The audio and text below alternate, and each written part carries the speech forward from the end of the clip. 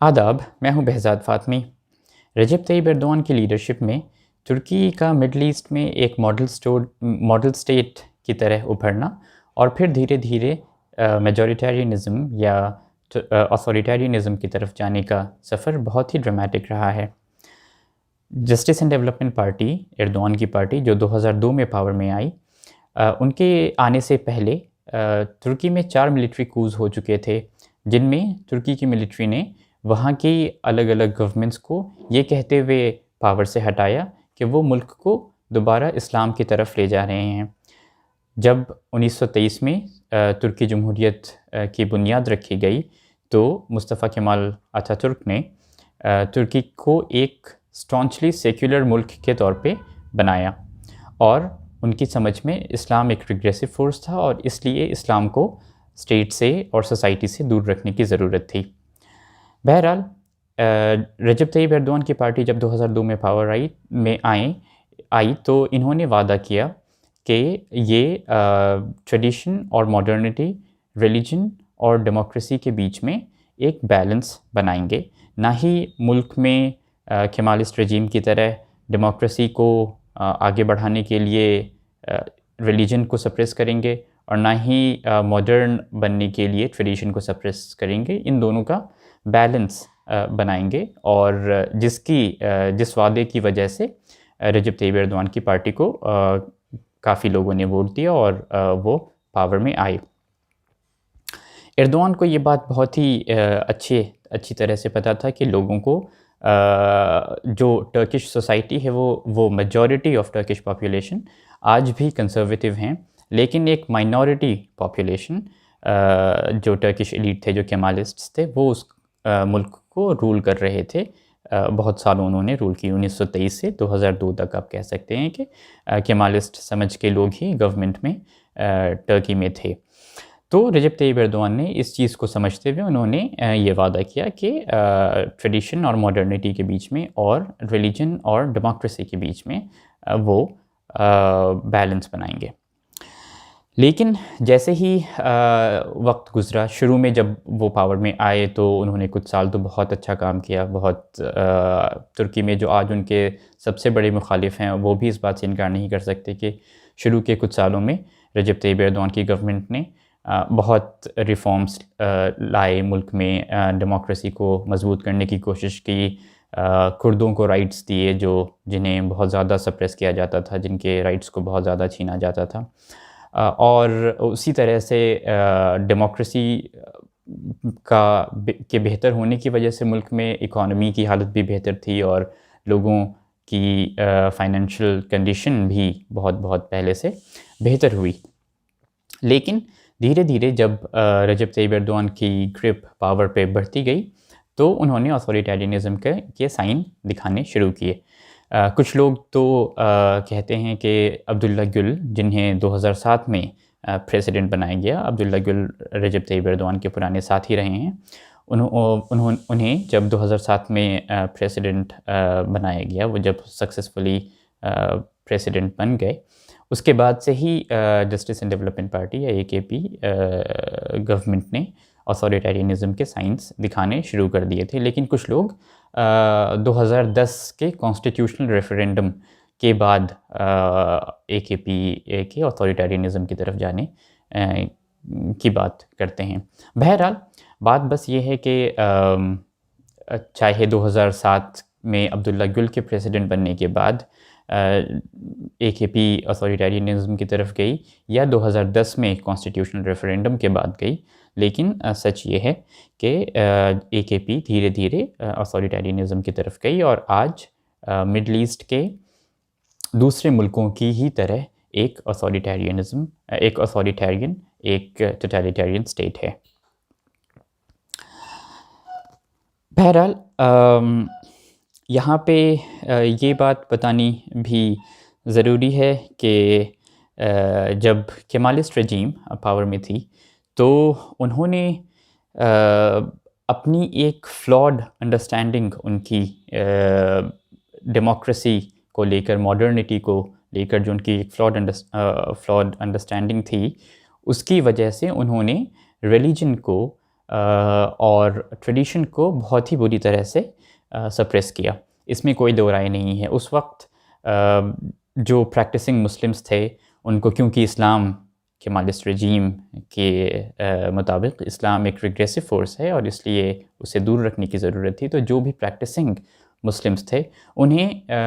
ہر طرح سے ڈسکریمنیٹ کیا جاتا تھا. انہیں جاب ملنے میں پریشانی ہوتی تھی. انفیکٹ اگر آپ جاب میں ہیں اور یہ پتہ چل جائے گورنمنٹ کو کہ آپ کی وائف حجاب پہنتی ہیں یا آپ کے گھر پہ قرآن ہے، آپ گھر پہ قرآن پڑھتے ہیں یا آپ نماز پڑھتے ہیں، تو آپ کو نوکری سے نکال دیا جاتا تھا. اور حجابی عورتوں کا یونیورسٹی جانا ایک وقت پہ تو اللیگل تھا. جب اللیگل نہیں تھا تو بھی آپ کا یونیورسٹی میں یا آفیسز میں حجاب پہننا بہت ہی برا سمجھا جاتا تھا. تو یہ تو تھی کیمالسٹ رجیم کی سمجھ. اور دوسری طرف اب ایردوان گورنمنٹ ہیں جو ٹریڈیشن اور ریلیجن کو پروموٹ کرنے کے لیے اپنی سمجھ میں، اپنی جو ایک ان کی خود کی ایک پرابلمٹک انڈرسٹینڈنگ ہے ریلیجن اور ٹریڈیشن کی، اس کو پروموٹ کرنے کے لیے یہ ماڈرنٹی اور ڈیموکریسی کو سپریس کر رہے ہیں. تو یہ دونوں ہی ایک طرح سے اپنے اپنے طور پہ ایکسٹریم اینڈس ہیں. ایک طرف آپ ماڈرنٹی کو پروموٹ کرنے کے لیے ٹریڈیشن کو سپریس کر رہے ہیں، اور دوسری طرف آپ ڈیموکریسی ٹریڈیشن کو پروموٹ کرنے کے لیے ماڈرنٹی کو سپریس کر رہے ہیں. بہرحال رجب طیب ایردوان کی گورنمنٹ کی بات کریں، اگر AKP کی گورنمنٹ کی بات کریں تو یہ لگاتار آج اس کے بجائے کہ آنے والے دنوں میں ترکی کو ایک یورپین سٹینڈرڈ کا ایک ڈیموکریٹک کنٹری بنائیں، ایک ماڈرن کنٹری بنائیں جس میں سبھی کو ان کے حقوق ملیں، سبھی وہاں پہ خوشحالی سے رہیں، سب کے جو بھی فنڈامنٹل رائٹس ہیں، چاہے وہ کردس ہوں، چاہے وہ ٹرکس ہوں، چاہے وہ علویز ہوں، چاہے وہ سنیز ہوں، کوئی بھی ہوں، جن کو سبھی کو اپنے اپنے حق ملیں اور سبھی اپنے خیالات کو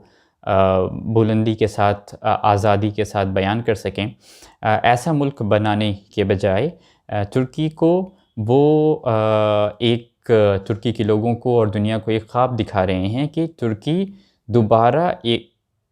ترکی میں دوبارہ آٹومن امپائر جیسا ایک امپائر بننے والا ہے. رجب طیب ایردوان کی گورنمنٹ کی اور ان کے پارٹی میں بہت سارے لوگوں کی یہ پلاننگ ہے، اور اس بات کا اظہار بھی بہت سارے لوگ کر چکے ہیں کہ 2023 میں جب ترکی جمہوریت کے 100 سال پورے ہو جائیں گے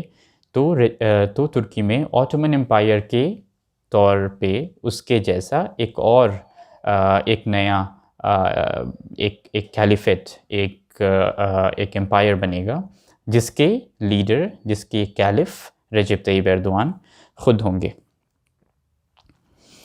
تو اس چیز کو حاصل کرنے کے لیے اوبویسلی ترکی کی حکومت کے لیے، ایردوان کی حکومت کے لیے ضروری ہے کہ وہ ملک کے اندر پوری طرح سے اپوزیشن کو ختم کریں، تاکہ، کیونکہ جب آپ خلیفہ بن رہے ہیں، آپ صرف اپنے ملک کے لیڈر نہیں ہیں، آپ پوری دنیا کے مسلمانوں کے لیڈر ہوں گے. خلیفہ کا مطلب یہ ہوتا ہے. تو جب اس چیز کو اگر سچ میں رجب طیب ایردوان کو حاصل کرنا ہے، ان کی حکومت کو یہ چیز حاصل کرنا ہے، تو یہ امپورٹنٹ ہے کہ وہ ملک کے اندر پوری طرح سے اپوزیشن کو ختم کریں، اور ملک کے باہر بھی دنیا میں اپنی ایک بہت ہی پہنچ بنائیں، اپنا دبدبا بنائیں.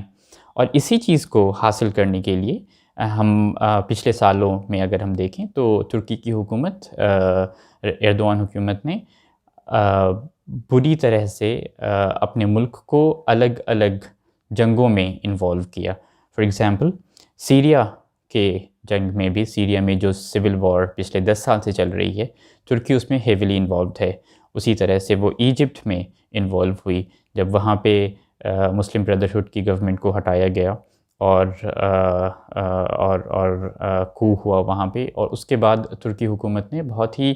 ایک ان ڈپلومیٹک زبان کا استعمال کیا، اپنی ایک لینگویج کا استعمال کیا، اور ایجپٹ کی گورنمنٹ کو بھی اپنا دشمن بنا لیا۔ اسی طرح سے لیبیا میں ترکی نے اپنے فورسز بھیجے ہیں وہاں پہ، کہ جو وہاں بھی پچھلے جو 10 سال سے جنگ چل رہی ہے اس میں بھی ترکی شامل ہے۔ اور تو اور جو سیریا سے ریفیوجیز آ رہے تھے یورپ جانے کے لیے، اور وہ ترکی کے ذریعہ یورپ جا رہے تھے، ان ریفیوجیز کو بھی ایردوان کی حکومت نے اپنے پولیٹیکل گینز کے لیے استعمال کیا۔ انہوں نے انہیں ایک بارگیننگ چپ کے طور پہ استعمال کیا۔ انہوں نے یورپ سے کہا کہ آپ یورپ سے جو بھی نیگوسیشنز ایردوان حکومت کی ترکی کی چل رہی تھی، اس میں انہوں نے یہ کہا کہ اگر آپ ہماری یہ شرطیں نہیں مانتے ہیں، جو بھی شرطیں ہیں ان شرطوں کو اگر آپ نہیں مانتے ہیں تو ہم ان ریفیوجیز کو ہمارے ملک میں نہیں رکھیں گے اور ان کو یورپ آنے کی اجازت دیں گے۔ اور آپ کو پتہ ہی ہے کہ یورپ میں سارے ملک یہ ریفیوجیز سے، خاص طور سے مسلم ریفیوجیز سے بہت ہی ایک ڈرتے ہیں۔ وہاں پہ اسلاموفوبیا اس کی وجہ سے بڑھا ہے، ریفیوجیز کے آنے کی وجہ سے۔ اس میں صحیح یا غلط کی بات نہیں ہے، لیکن بات یہ ہے کہ یہ چیز ایک فیکٹ ہے۔ یورپ کے زیادہ تر ممالک میں ریفیوجیز کا ایک ڈر ہے، خاص طور سے ان ریفیوجیز کا جو مسلم ممالک سے وہاں جاتے ہیں۔ اور تو اور اسی چیز کو استعمال کرنے کے لیے اپنی انٹرنیشنلی اپنا دبدبہ بڑھانے کے لیے رجب طیب ایردوان نے ترکی کو کشمیر کی کانفلکٹ میں بھی کسی نہ کسی طرح سے انوالو کیا ہے۔ تو ہم یہ دیکھ رہے ہیں کہ ایک تو ملک کے اندر پوری طرح سے انہیں اپنی ایک ڈومیننس چاہیے، وہاں پہ اپوزیشن نہیں ہونا چاہیے، اور اپوزیشن کو ختم کرنے کے لیے ایردوان کی گورنمنٹ نے بہت سارے قدم اٹھائے ہیں، بہت سارے لوگوں کی جانیں لی ہیں، اور بہت سارے لوگوں کو جیل میں ڈالا ہے، عورتوں کو، بچوں کو، یہ ساری چیزیں کی ہیں۔ لیکن اس کے علاوہ ہم یہ بھی دیکھتے ہیں کہ ایردوان گورنمنٹ نے اپنے ترکی سے باہر بھی الگ الگ ملکوں میں کسی نہ کسی طرح سے چھیڑخانی کی ہے، کسی نہ کسی طرح سے اپنا دبدبہ بنانے کی کوشش کی ہے۔ اور جب 2008 میں 9 میں 10 میں یہ سال جب ترکی کی بہت تعریف ہو رہی تھی دنیا میں، یورپین یونین ترکی کی تعریف کر رہی تھی، نیٹو ترکی کی تعریف کر رہی تھی، امریکہ ترکی کی تعریف کر رہی تھی، اور ترکی کے اندر باہر دوسرے مڈل ایسٹ کنٹری میں بھی مسلم ممالک بھی جب ترکی کی تعریف کر رہے تھے، تو اس وقت میں ترکی کی ایک پالیسی تھی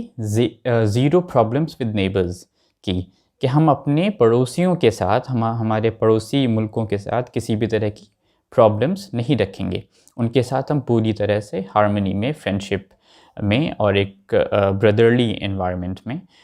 رہیں گے۔ لیکن افسوس کی بات یہ ہے کہ آج ترکی کے پڑوس میں اگر شاید ہی کوئی ایسا ان کا ترکی کا پڑوسی ہے جن کے ساتھ ترکی کی پرابلم نہیں ہے۔ تو ہم یہ دیکھ رہے ہیں کہ 2007-8 میں جب ترکی کی یہ پالیسی تھی کہ ہمارے پڑوسیوں کے ساتھ ہماری کوئی پرابلم نہیں ہوگی، وہ آج ایسا کوئی پڑوسی نہیں ہے جس کے ساتھ ترکی کی پرابلم نہیں ہے۔ کسی کے ساتھ بھی آپ دیکھ لیں، ایران، عراق،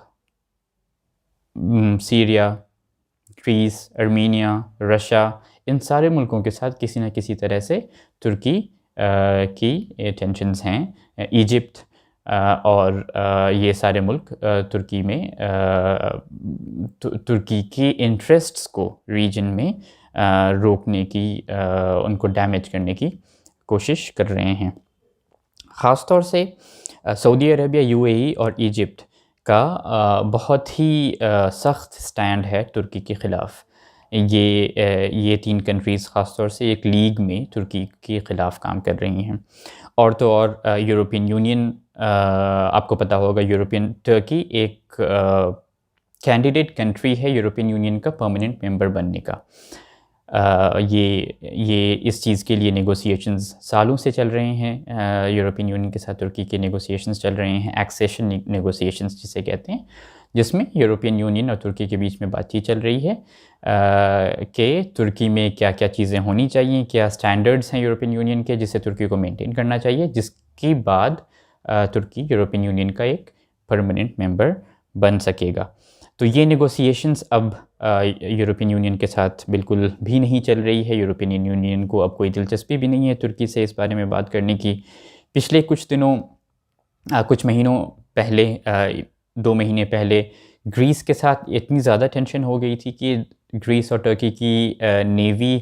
آلموسٹ وار، جنگ کرنے کی حالت میں پہنچ گئے تھے۔ ایک دوسرے کو وہ تیار کر رہے تھے کہ بس اب کسی بھی پل، کسی بھی لمحہ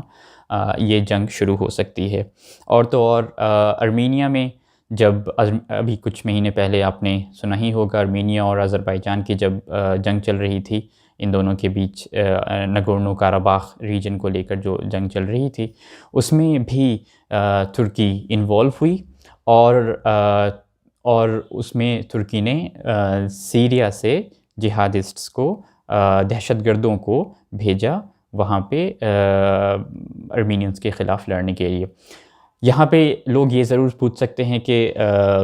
نگورنو کاراباخ میں جو ہوا کیا ارمینیا صحیح ہے؟ کیا آپ ارمینیا کا ساتھ دے رہے ہیں؟ نہیں، میں اس چیز میں اپنی پوائنٹ یہاں پہ کلیئر کر دوں کہ یہ سچ ہے کہ نگورنو کاراباخ میں جو ارمینیا کی پریزنس تھی وہ ایک آکیوپیشن تھا۔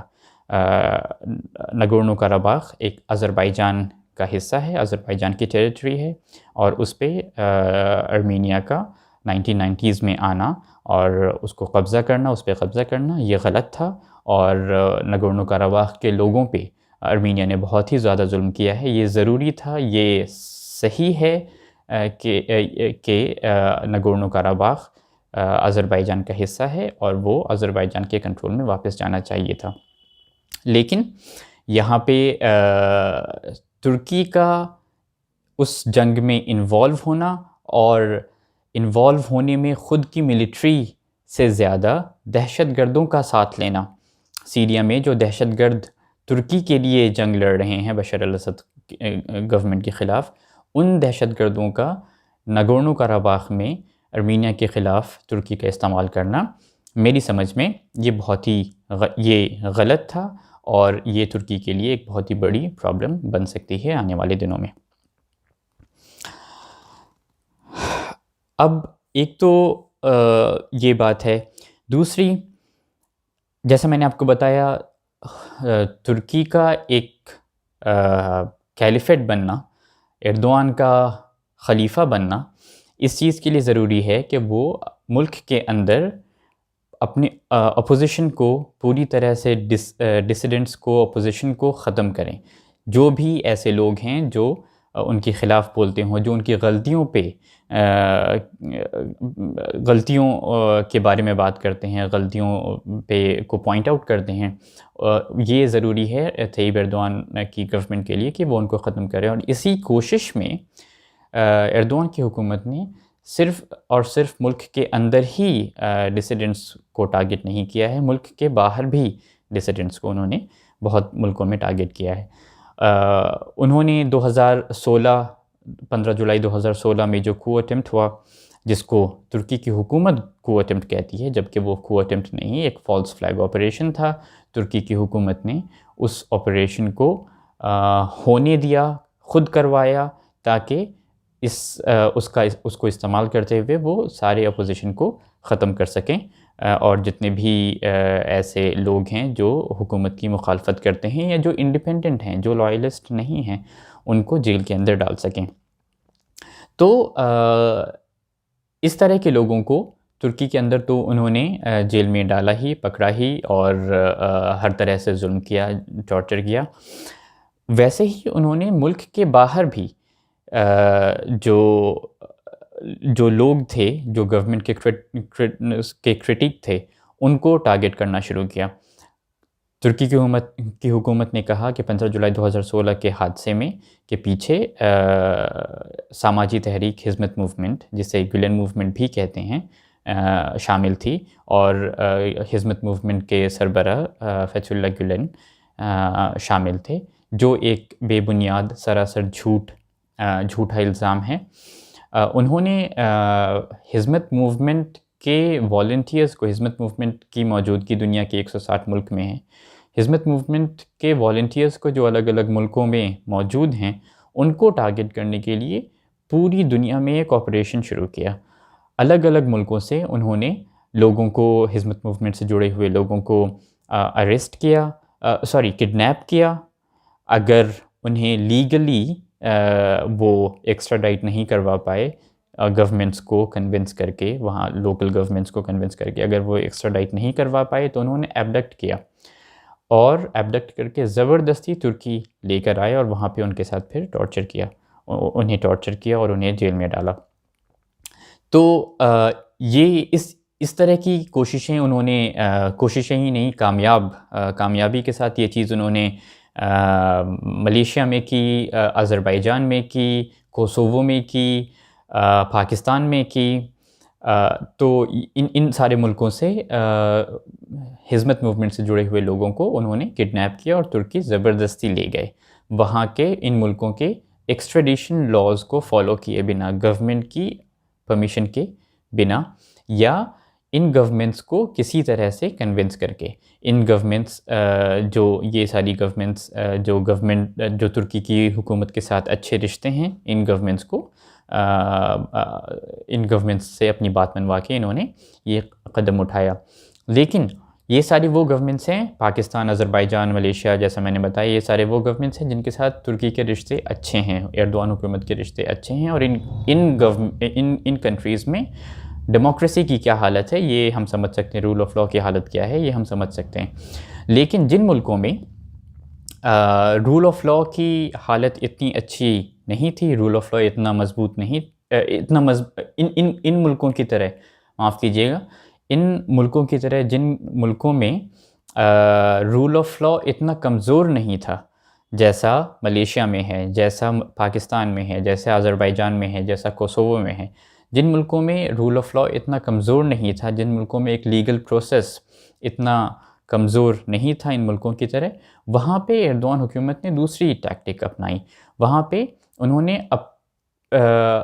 ایسے گنڈوں کو ریکروٹ کر کے، ایسے جو مافیا لیڈرز ہوتے ہیں ان کو ریکروٹ کر کے، ان کو پیسے دے کر، انہوں نے وہاں پہ ڈسیڈنٹس کو مارنے پیٹنے کے لیے کہا اور ان سے یہ سب کچھ کروایا۔ For example, stock home, Sweden میں ایک ترکی کے جرنلسٹ رہتے ہیں جن کا نام عبداللہ گل ہے۔ وہ ترکی کے ایک بہت ہی، معاف کیجیے گا، عبداللہ بوزکرت ہے۔ وہ ترکی کے ایک بہت ہی سینئر انویسٹیگیٹو جرنلسٹ ہیں، اور ترکی میں جو بھی حالات ہیں ان کی وجہ سے انہیں ترکی چھوڑنا پڑا، اور وہ اب سویڈن میں رہتے ہیں۔ سویڈن سے آف کورس ایردوان گورنمنٹ بنا کسی ثبوت کے عبداللہ بوزکرت کو ترکی ایکسٹراڈائٹ نہیں کروا سکتی، اور ان کی ساری کوششوں کے باوجود وہاں پہ وہ اپنی بات منوانے میں کامیاب نہیں ہوئے۔ تو ایردوان کی حکومت نے سویڈن میں کچھ مافیا لیڈرز کو، کچھ ایسے ٹرکش لوگوں کو جو لائلسٹ ہیں گورنمنٹ کے، ان کو پیسے دے کر عبداللہ بوزکرت کو ان کے گھر کے باہر پٹوایا۔ تو یہ تو ایک انسیڈنٹ ہے جو سویڈن میں ہوا۔ دوسری طرف ہم ایک اور انسیڈنٹ ہے، ایک اور حادثہ ہے جو پاکستان میں ہوا۔ پاکستان میں مسعود کاچماز نام کے ایک ٹیچر، جو وہاں کے پاک ترک اسکول میں کام کر رہے تھے۔ پاک ترک اسکولز حزمت موومنٹ سے ایفیلیٹڈ پاکستان میں اسکولز تھے، اور کئی اسکولز سے، 20 سے زائد اسکولز پاکستان میں حزمت موومنٹ کے چل رہے تھے۔ تو وہ ان اسکولوں میں کام کر رہے تھے۔ مسعود کاچماز وہ ترکی کے سٹیزن تھے، ترکی کے سٹیزن ہیں، اور وہ پاکستان میں کام کر رہے تھے، اور سالوں وہ وہاں رہ رہے تھے۔ ان کو پاکستان حکومت یا پاکستان حکومت میں کچھ لوگوں کے ساتھ بات چیت کر، کچھ لوگوں کو اپنی بات منوا کر ایردوان حکومت نے ان کو وہاں سے کڈنیپ کروایا اور زبردستی ایک پلین میں ترکی جانے والی ایک پلین میں بٹھا کر انہیں ترکی لے کر آئے اور پھر انہیں ترکی میں جیل میں ڈال دیا۔ تو یہ اس طرح کی جو کوششیں ترکی حکومت کی ملک کے باہر ہیں، ایک تو ملک کے اندر، دوسرے ملک کے باہر جو اس طرح کی کوششیں ہیں اپنے کرٹکس کو ختم کرنے کے، جتنے بھی کرٹیکل لوگ ہیں جو گورنمنٹ کو پسند نہیں کرتے، جو ایردوان حکومت کی غلطیوں پہ کو پوائنٹ آؤٹ کرتے ہیں، ان لوگوں کو کسی طرح ٹارگٹ کرنے کی جو یہ کوششیں ہیں، اس کی وجہ سے بھی ترکی حکومت کے رشتے بہت سارے ملکوں کے ساتھ خراب ہوئے ہیں۔ اب ہم یہ بھی دیکھ سکتے ہیں کہ ان دو حادثے کو یہ جو دو حادثے ہیں جن کے بارے میں نے ابھی بات کی، ایک تو یہ کہ پاکستان سے لوگوں کو مسعود کاچماز کو زبردستی کڈنیپ کیا گیا انہیں ان کے گھر سے، اور انہیں ترکی جانے والی ایک جہاز پہ بٹھا دیا گیا اور وہاں ترکی لے جایا گیا انہیں زبردستی بنا کسی کورٹ پروسیس کے، اور دوسری طرف عبداللہ بوز کرد کے ساتھ سویڈن میں مار پیٹ کرنا۔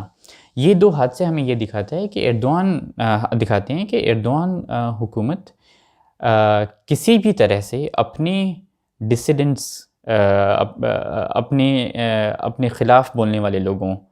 کو، اپنے خود کے کرٹکس کو کسی بھی طرح سے وہ ٹارگٹ کرنا چاہتے ہیں، نشانہ بنانا چاہتے ہیں، انہیں چپ کرانا چاہتے ہیں۔ اور پاکستان جیسے ملک میں جہاں جن کے ساتھ ایردوان حکومت کے رشتے اچھے ہیں، وہاں پہ گورنمنٹ کے یا تو پوری گورنمنٹ کے ساتھ ہی یا جو ہائر اتھارٹیز ہیں گورنمنٹ میں، ان کے ساتھ چاہے ان کے ساتھ بات چیت کر ہو، یا گورنمنٹ میں کچھ آفیشلز کے ساتھ ہاتھ ملا کر لوگوں کو وہ ایبڈکٹ کرتے ہیں پاکستان جیسے ملک سے جن کے ساتھ ترکی کے رشتے اچھے ہیں، وہاں سے ایبڈکٹ کرنا اور انہیں بنا کورٹ پروسیس کے ترکی لے جانا۔ یا دوسرا طریقہ ان کا یہ ہے کہ ایسے ملکوں کے ساتھ جن کے ساتھ وہ کسی بھی طرح کی ڈیلنگ نہیں کر پا رہے، جن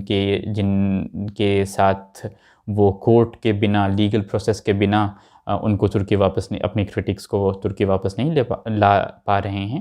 ان کے ساتھ اسی ملک میں کچھ مافیا لیڈرز کو، کچھ ایسے ہی تھگز کو، گنڈوں کو پیسے دے کر ان کو ڈرانا دھمکانا، اور اگر ممکن ہوا تو مارنا پیٹنا بھی۔ تو ترکی کی پچھلے کچھ سالوں سے یہ ترکی کی جو یہ ایکٹیویٹیز ہیں ملک کے باہر، اس کی وجہ سے ترکی کے رشتے دوسرے ملکوں کے ساتھ، دنیا کے بہت سارے ملکوں کے ساتھ خراب ہوئے ہیں۔ تو یہ بات بہت ہی افسوس کی ہے کہ ترکی جو مڈل ایسٹ میں ایک ماڈل سٹیٹ کے طور پہ دیکھا جانے لگا تھا رجب طیب ایردوان کی گورنمنٹ کے آنے کے بعد ہی، رجب طیب ایردوان کی گورنمنٹ کی وجہ سے ہی ترکی کو ایک وقت پہ لوگوں نے ماڈل سٹیٹ کے طور پہ دیکھا، اور اب انہی کی گورنمنٹ کی وجہ سے دوبارہ ترکی ایک اتھارٹیرین سٹیٹ بن گئی ہے۔ اس ویڈیو میں اتنا ہی، امید کرتا ہوں کہ آپ کو یہ پسند آیا ہوگا، اور میں آپ سے جاتے جاتے ایک گزارش اور کروں کہ اگر آپ کو یہ ویڈیو پسند آیا ہے تو پلیز اسے اپنے دوستوں کے ساتھ شیئر کریں، اور میرے چینل پہ سبسکرائب بٹن دبانا نہ بھولیں۔